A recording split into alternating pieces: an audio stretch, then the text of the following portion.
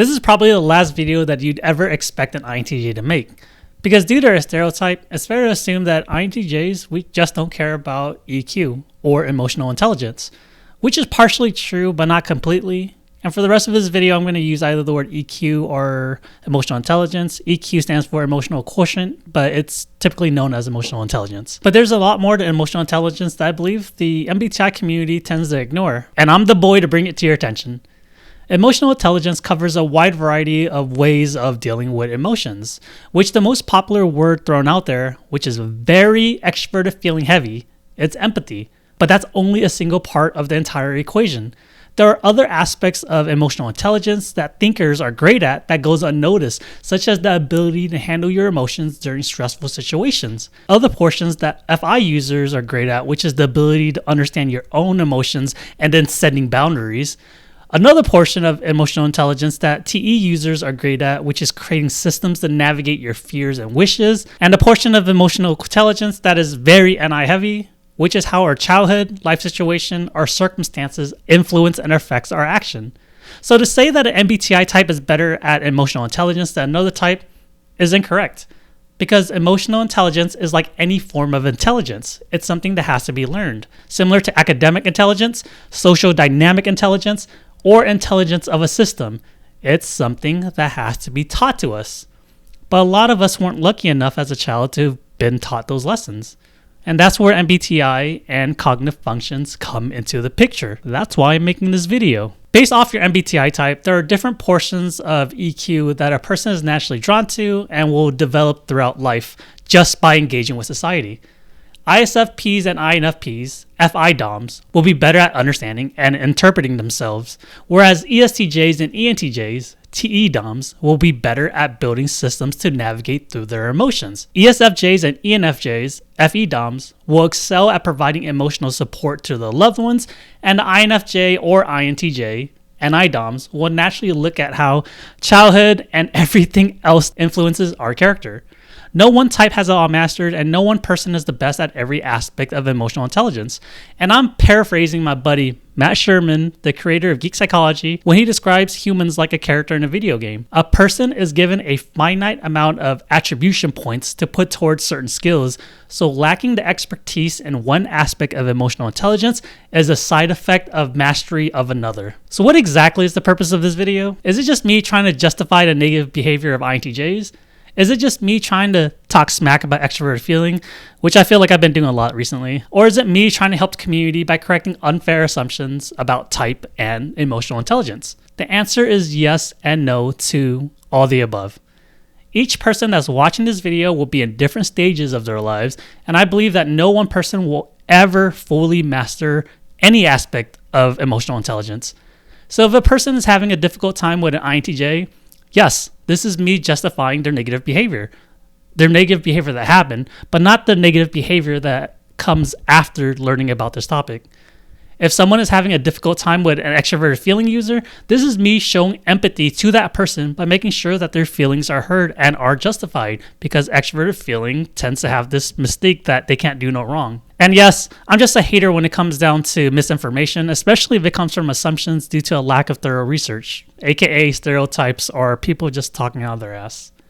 The purpose of this video is to let you, the viewer, know that there's nothing wrong with you if you're lacking some aspect of emotional intelligence, and that developing it is a life lesson that will change millions of times throughout your life based off of who you are now, who you'll eventually become, all the situations, and everyone that you ever meet, everything that's thrown at you. There's no one size fit all when it comes down to EQ education, and that's okay.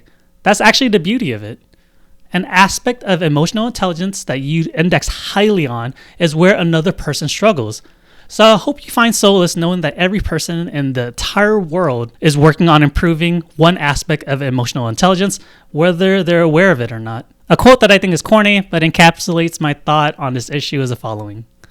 The grass isn't always greener on the other side. The grass is green where you water it. Similar to MBTI, The moment you realize the portion of emotional intelligence that you're struggling with is the beginning of your journey. And once you start that journey, you will eventually become a healthier and better person. And comparison isn't to other people, it's to who you were previously. As a high TE user, I fully believe that a person can't consider themselves a mature or healthy person if they're unaware of what they're lacking or their weaknesses.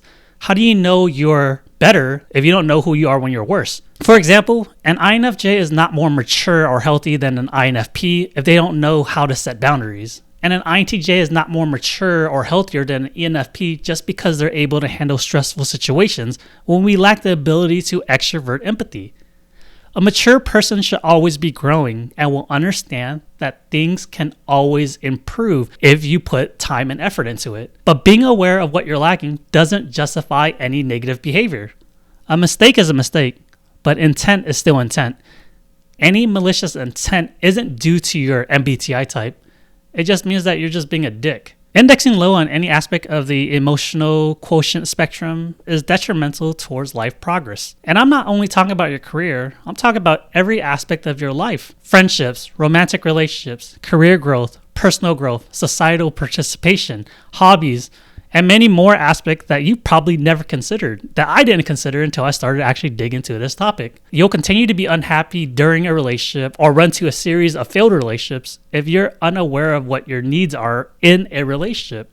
Your career will stay stagnant or possible demotion if you don't develop the ability to socialize or empathize with your coworkers or management. You'll continue to lose during your sporting competition because you keep getting emotional every time you mess up for the first time. The first time you make a mistake, you lose the mental game. At most sports, mental game matters more than the physical part. Developing emotional intelligence is something that you can't ignore without negative repercussions.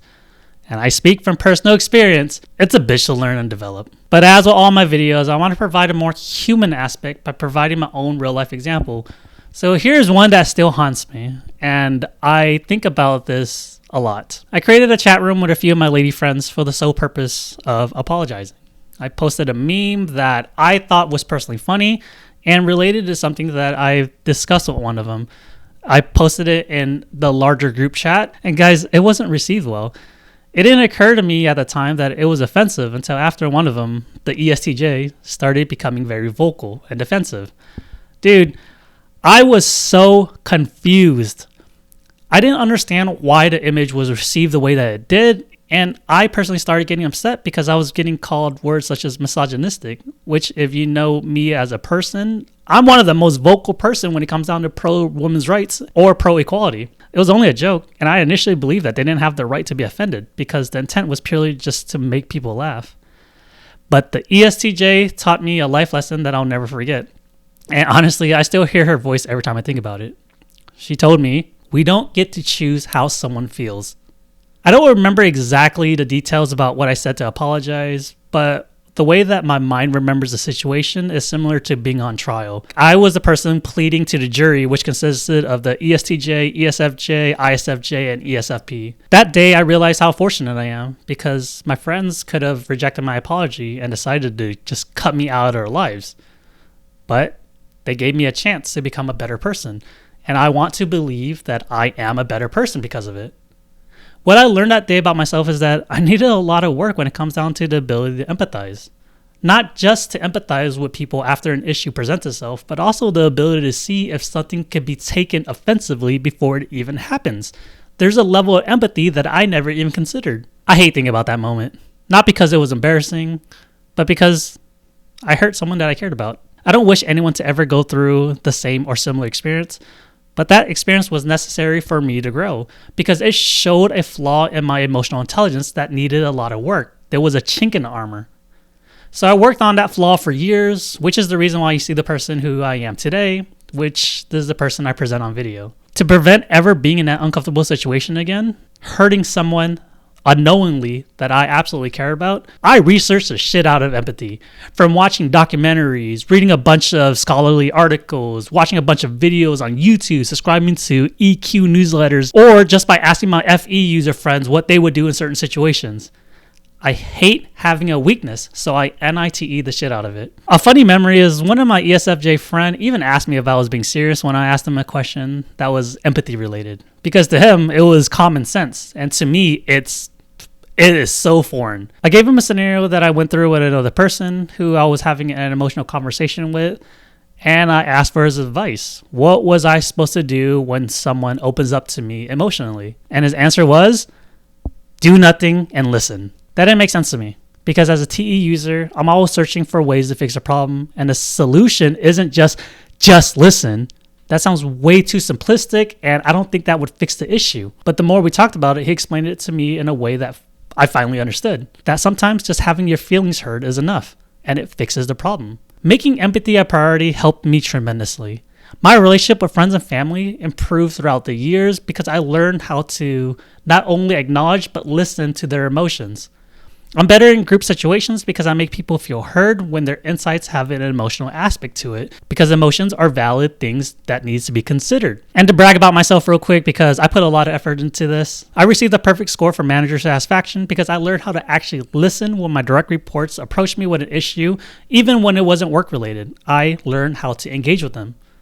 I'm also better at mediating conflict because of it. Not only am I able to understand and empathize during conflict, but I'm also able to provide viable solution using extroverted thinking once emotions are stable.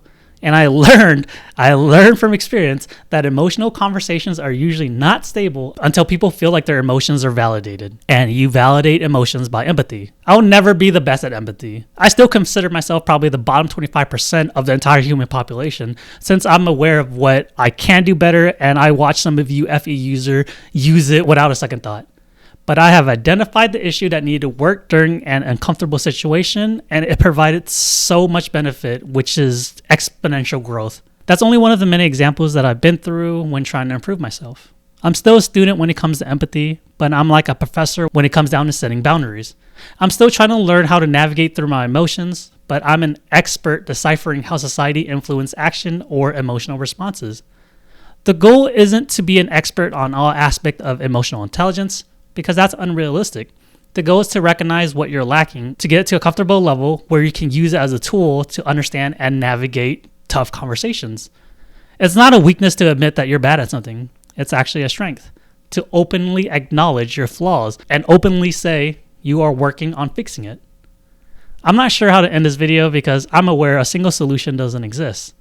I'm not sure what any of you are going through, and I don't have exact references that I could lead you to, since most of my lessons actually came from real life experience. But the beauty about being on YouTube is that there are so many people on this platform. So I'm going to ask a few of you for a favor.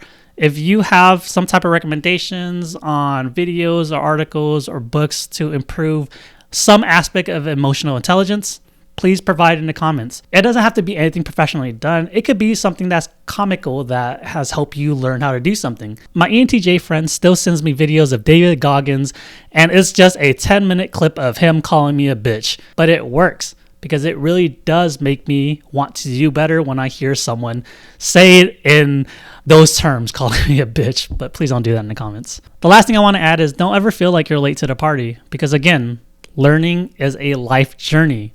It's not a destination. I was 31 years old when I learned that feelers can't escape their emotions and have to deal with their emotions the moment that they feel them. And I learned that from an ESFP. Actually, it was a Dear Kristen video. And I'm sure I'm going to continue being surprised by something else 10 years from now.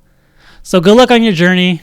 Thank you for watching this video, and let's all continue to grow together. Let's become the best version of ourselves. Thank you for watching. I really do appreciate it. Thank you. Bye.